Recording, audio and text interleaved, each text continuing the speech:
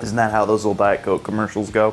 What's going on, everybody? Welcome back to the show, and today we've got something just a little bit different. We're going to have a conversation about modern classic motorcycles, but we're also going to have a conversation about Shadetree Surgeon and how he might have gotten some stuff wrong.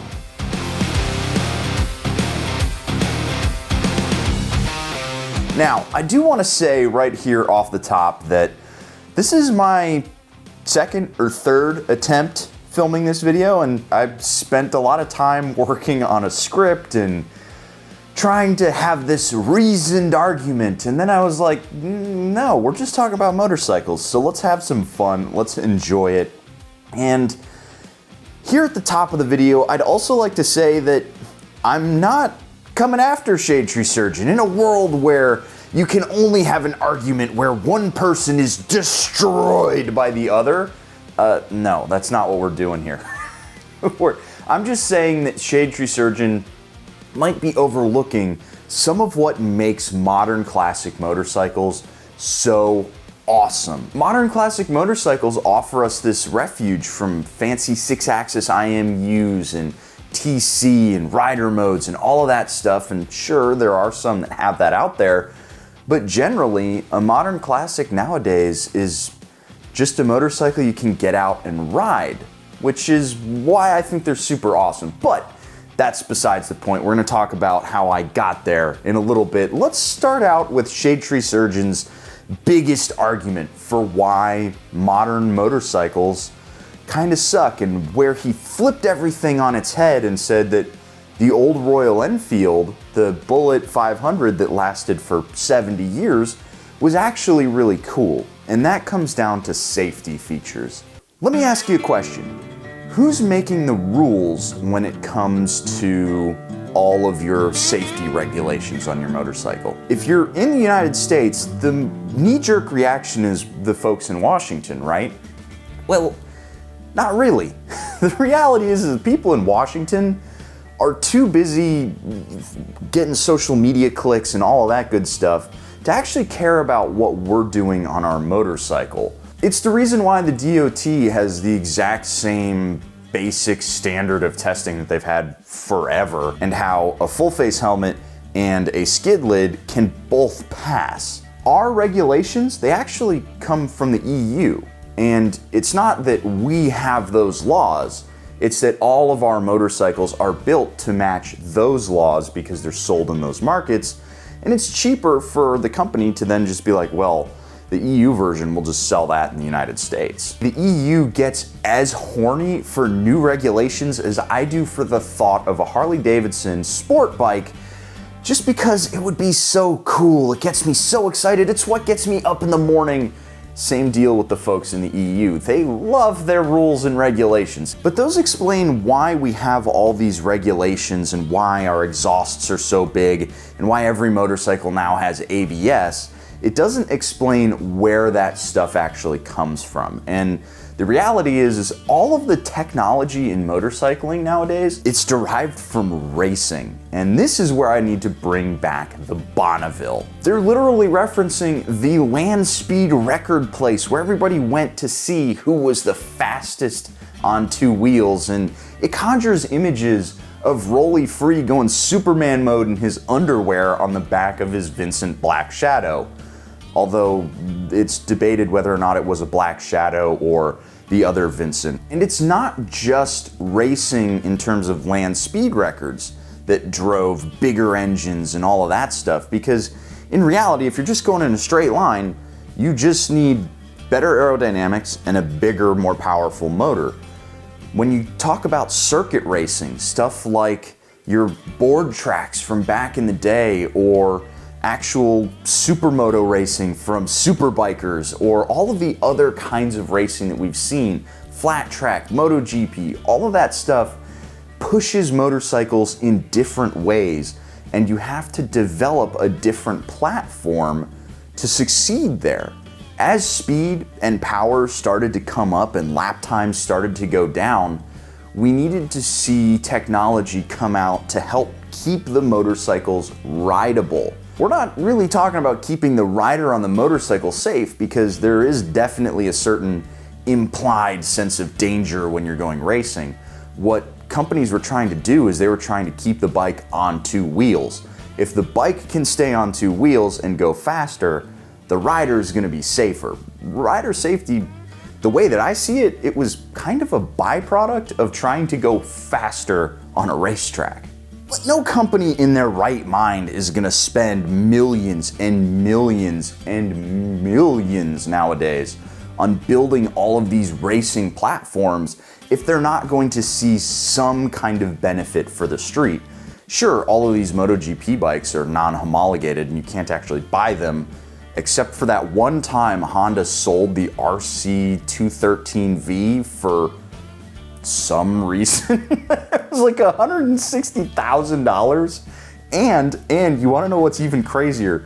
That bike, the MotoGP motorcycle in the States, made like 110 horsepower because you had to get the race kit for like another 50 grand from Europe so you could unlock the full potential of that motorcycle. For some reason, Honda was like, no, all those Americans, they can't handle this kind of power. It was the exact same motorcycle, it just had a completely neutered engine map. Anyway, that's besides the point. Technology from racing trickles down slowly into technology for the streets, and because government is so slow, they see all of these developments on the street and they're like, oh, let's make that a requirement. So we can actually track when and how technology has come to the streets pretty darn easily. So if you ask most people, the major technological innovation for motorcycles in the early 2000s was fuel injection, and as Dr. Surgeon mentioned, the Bonnie got its EFI makeover in 2008, which means Harley actually beat them to the punch by a whole ass year, with the Sportsters getting EFI in 2007. Which I guess means there's really a first time for everything. But who cares? Japan had been pumping out EFI bikes on the regular since 2000, and the first EFI bike on the road was the Kawasaki Z1000 Classic in the 1980s, proving once and for all, if you want something new and cool, just call Kawasaki. That's still true with their H2 line, the Hybrid project, and their Electric Z and Ninja projects. The rest of the big four are currently too busy losing to Ducati and GP to care, except for Suzuki, who as a company looked at the forward march of progress and simply said no. ABS made its debut in 1988 with the BMW K100 RS, and rider modes and nannies made their first appearance in 2007 with the Gixxer 1000, which was promptly ignored by all first-time leader bike riders who simply put it straight into full power mode and looped the thing, pulling it out of the dealership parking lot. Traction control made the jump to motorcycles in 2007 with the Ducati 1098R, which was the motorcycle that had the highest torque to weight ratio of any motorcycle ever made at that point, so it really needed it. And electronic suspension made the jump in 2008 with the BMW R1200 GS. My point in bringing all of these specific bikes is to point out that the technology, and here I'm specifically talking about rider aids and electronics, is a relatively new phenomenon. In the grand scheme of things, most motorcycles saw very few categorical leaps until the mid-2000s and then again in the early 2010s. Now this brings me to the 2001 Bonneville, the much maligned motorcycle from Shadetree Surgeon. I'm sure he didn't think about it that way, but it's, you know, the hipster whipping boy. I mean, you sit there and you think about some dude with waxed beard and flannel shirt and a Carhartt beanie. What motorcycle key does he have dangling out of his pocket on some wallet chain? It's definitely a Triumph, and it's definitely a Bonneville. But one line that he said in his video that really stuck out to me was the idea that the 2001 Bonneville could have been sold in the late 80s had Triumph not done the European motorcycle manufacturer thing and gone bankrupt. Could that really have been the case though? I don't think so. Let's take a quick look at the specs of both of these motorcycles side by side, and I've actually got it written, where did I put my phone? Right here.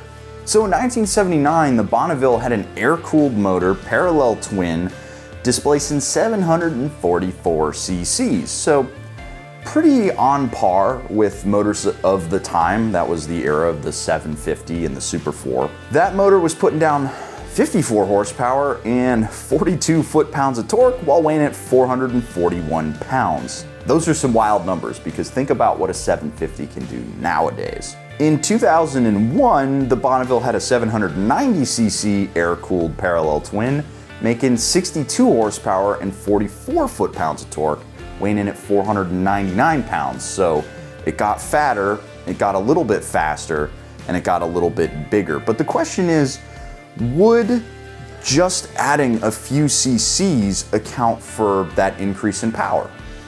See, I don't really think so. Beneath the surface, you have a higher compression ratio of 9.2 to 1 versus 8.6 to 1. You've got bigger carburetors, 36mm versus 30, and a bigger bore and a shorter stroke, the key to running at higher RPMs. All of that is down to better machining, better metallurgy, and tighter tolerances, though when we're looking at 8.6 to 1 compression ratio, all you really have to do is eat a can of beans and you can have a higher compression fart than that. Nowadays, you're not even trying unless you have a 12 to 1 ratio or better. The Ducati Panigale V4R, which is capable of a staggering 240 horsepower, has a 14 to 1 compression ratio. Also, sidebar, the Panigale V4R is also a modern classic because it's styled after the old Panigales and has gone to great pains to preserve the iconic V-twin engine note at idle. That's how stupid the term modern classic really is. It's really easy to look at a modern motor, something like, say, the 790 from KTM or the one that's in the 800 NK. That's a parallel twin displacing roughly the same amount as these other bikes, and it's making so much more power. We look at that and we're like, this is where we've come so far as motorcyclists. This is where the technology really is. This is what separates the modern bikes from the old ones. And I would argue Harley-Davidson has done a phenomenal job of proving that wrong. There's so much other development that has taken place, and it's actually kind of easy to overlook. And to illustrate this fact, I'm going to ask you another question. What makes a motorcycle bad? Now, because of this job that I have, I've had the privilege of riding a bunch of different motorcycles from pretty much every different style. I'm talking about adventure, supermoto, sport bike, super sport, naked, cruiser, touring, all that good stuff from a variety of years. But because I've ridden so many motorcycles, I see differences in speed as a measure of degree. One motorcycle gets to 100 miles an hour faster than another one does, or one might struggle to reach 100 miles an hour if, say, it's a Royal Enfield. But what makes a motorcycle bad is when I, as the rider, feel uncomfortable when I'm going around a corner or when I'm going down the highway at speed and I feel like there's some instability going on. Or if I hop on those brakes and I don't feel super confident that I could yank the crap out of this lever and trust the motorcycle to stop. That's what really makes a bike bad. And when you look at older motorcycles, and here what I'm talking about when I say older is pre-1993, because I'll be damned if I'm gonna call myself old, given that 1993 is this vintage right here. Those older motorcycles, when you're going around a corner, they feel really, really sketchy. It's the tires, it's the suspension, it's the brakes. You end up sitting there praying to yourself going, "Hail Marquez, full of trophies, the Lord is with you. Blessed art thou among Spaniards, and blessed is the fruit of thy skill, Honda. Holy Marquez, baby alien, pray for us normies now and at the hour of our death, which I hope is not soon. Amen." It can honestly be terrifying. If you were to hop on a modern Bonneville and then get on one of the older Bonnevilles, you're gonna feel like you went through time getting on that older bike, just because there's a whole bunch that has changed under the hood. It's not just the motor. It's not just that we have a fake pushrod cover and we have double overhead cams and all of this stuff. It's that the suspension components, the frame, all of that good stuff has changed and caused the motorcycle to feel more planted as a result of everything we've learned through years of racing and technological development. Now, we've talked a lot about the 2001 Triumph Bonneville, but it's important to remember that that wasn't the only motorcycle Triumph had released in 2001. They had the Thunderbird, they had the Adventurer, they had the Legend TT, Sprint RS, Sprint ST, Trophy 1200, Trophy 900, TT 600, Tiger, Speed Triple, and the Daytona 955. I'm going to single out the Speed Triple because it came out in 1994, which means it predates the resurrection of the Bonneville, and in 2001, the Speed Triple had the 955cc triple cylinder engine, putting down 120 horsepower and 74 foot-pounds of torque with fully adjustable suspension and big-ass brakes. Knowing early model year Triumphs, it was probably plagued with electrical gremlins or the transmission exploded if you looked at it funny, but hey, you can't make a good motorcycle without grenading a few engines first. It's totally true that on one side of the factory you have guys pushing the boundaries, and on the other you have guys that are being like, wait, whoa, hold on, slow down. Not every motorcycle needs to be a crazy fast sport bike. Basically, think about it like progressive and conservative, right? So you have the progressive guys over here. They want to go fast. They want every motorcycle to be these bleeding edge technological advancement. And then you have guys over here that are like, whoa, hold up. Nah, this is awesome right here. But what happens is the Overton window slowly starts to shift. And while these guys push so far forward, they do end up bringing the kind of conservative bikes, the Bonnevilles, the Harley-Davidson Softails, the Royal Enfield Bullet 500, they end up bringing them into the modern era slowly, to the point where now you have the Thruxton RS, which is basically the Super Saiyan Bonneville with 103 horsepower, 80-something foot-pounds of torque, fully adjustable Olin suspension, Brembo monoblock calipers, rider modes, aids, all of that good stuff, all while still having fake carburetors. My whole point in bringing all of this stuff up is to say that modern classic motorcycles are so awesome because they are this amalgamation of the old school looks and feel with modern components built in that makes them easy to ride. Getting on modern motorcycles nowadays, it's so easy. You don't have to contend with a bike that's trying to buck you out from underneath it. They're not widowmakers anymore. And that allows more people to get on it. And sure, do we laugh at guys getting on modern classics with their Bell Bullet style helmets and, you know, work gloves and work boots and fancy jeans and flannel shirts and beard wax coming out of the bottom of their helmet? Sure, yeah. And I'm gonna continue to make fun of it. But it's a dude getting on a bike, having a good time.